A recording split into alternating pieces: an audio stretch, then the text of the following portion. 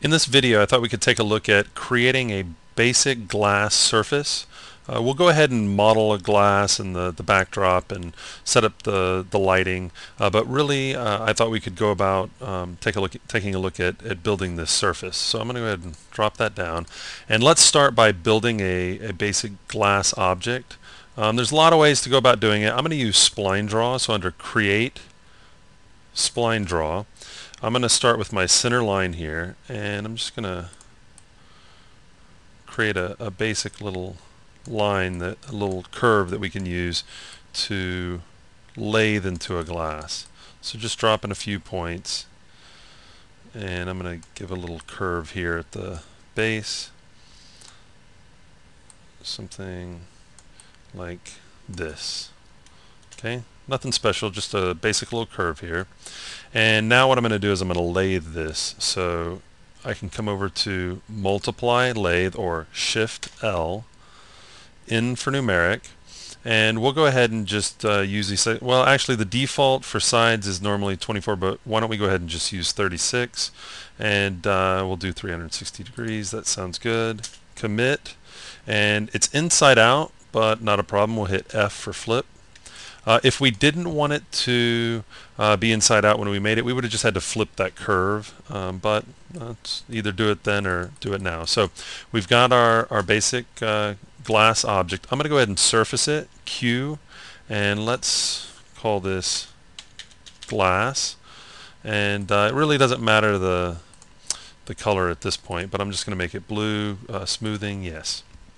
Okay, so we've got our glass, and I want some kind of backdrop so it's not just floating in space. And I'm going to go ahead and create kind of a standard little photo shoot backdrop. So I'm zooming out, and I'm going to make it kind of big. So I'm going to take the box tool, and I'll center that.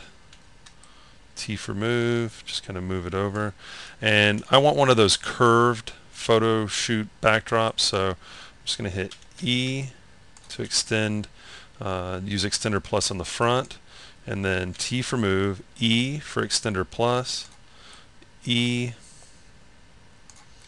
E, and then one more, E.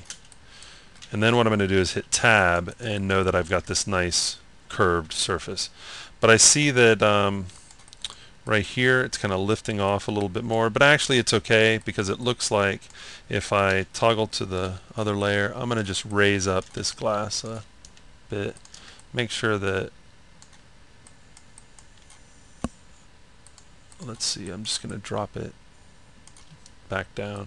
What I don't want it, I just don't want it intersecting. I don't want any weirdness. So with both of them visible, it'll make it easier for me to see what I'm doing. Okay, now I'm going to go ahead and give a different surface name for this. So select one polygon, select connected, Q, and we'll call this backdrop. And I'm just going to give it a kind of a dull muted color, something like that. Okay, and let's see what we have. Okay, so we'll be able to frame it something like this. Okay, that works for me. We should have enough to work with. We can always come back if we need to, but I'm going to go ahead and save this. So File, Save Object As, and I'm just going to call this Glass 001.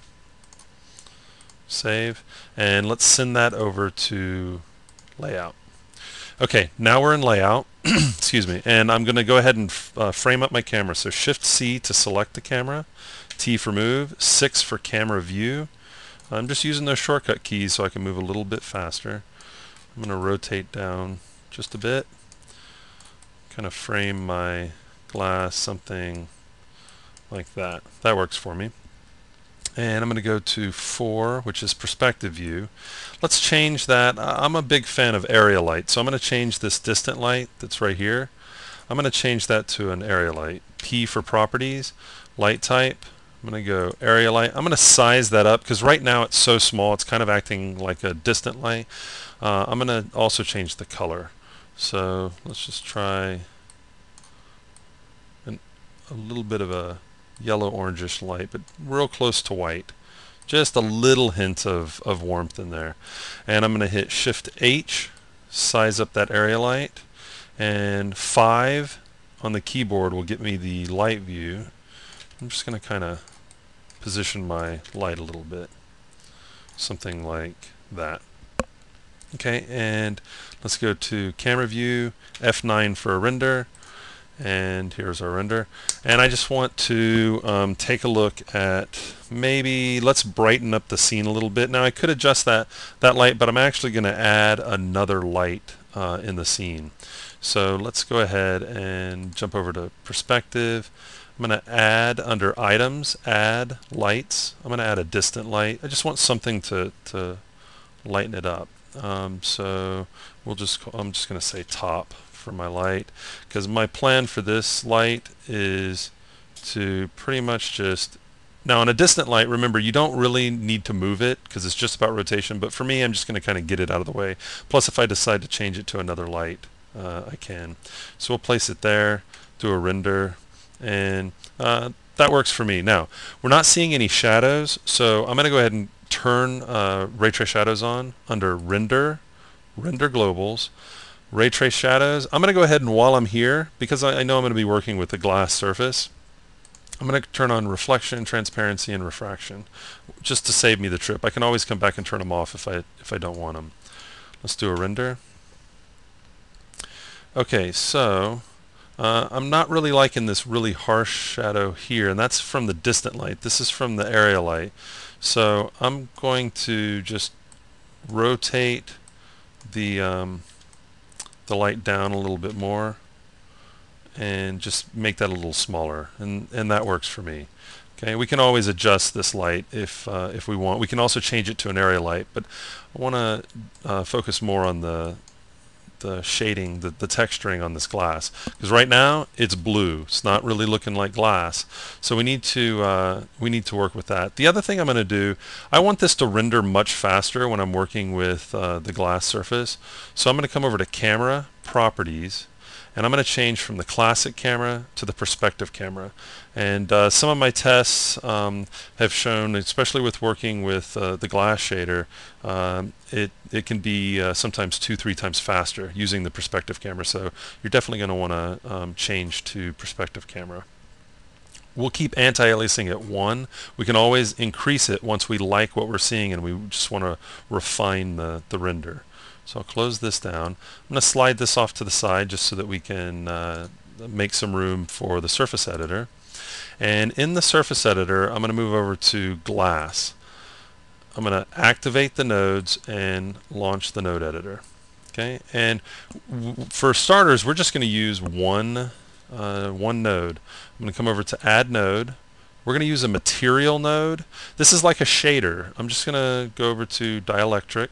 And this is a great shader, a great material node for doing glass.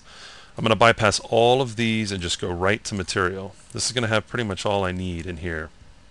Okay, I'm going to double click for the properties, and I'm going to pick a color glass that I want to work with, and I'm just going to start off with this green. We can always go back and change colors, but let's use some kind of green glass. For the refraction index, a good glass setting is 1.5. And for absorption, I'm not sure, because absorption is based off of size, and I haven't really checked to see what scale I built this at, so I'm just going to give it something. So I'm going to give it 1, and we'll keep the rest of the settings like this, and we'll go ahead and do a render.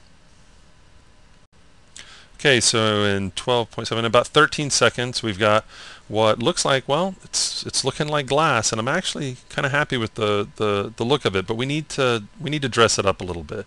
Now, one thing that I'm noticing is I'm getting some really dark areas, which is okay, but it's because there's no image in the background. There's really no background other than this backdrop, so what we're not seeing off camera is black, and it could be picking that up.